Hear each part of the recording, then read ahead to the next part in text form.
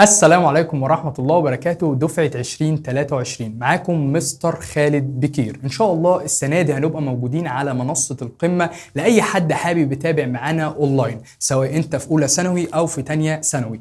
السنة دي إن شاء الله هتلاقي عندك الشرح أونلاين موجود على المنصة. الشرح هينزل لك بإذن الله، وبعد الشرح مباشرة بكام يوم هتلاقي عندك في فيديو فيه حل كتير جدا من أكتر من ملخص بإذن الله.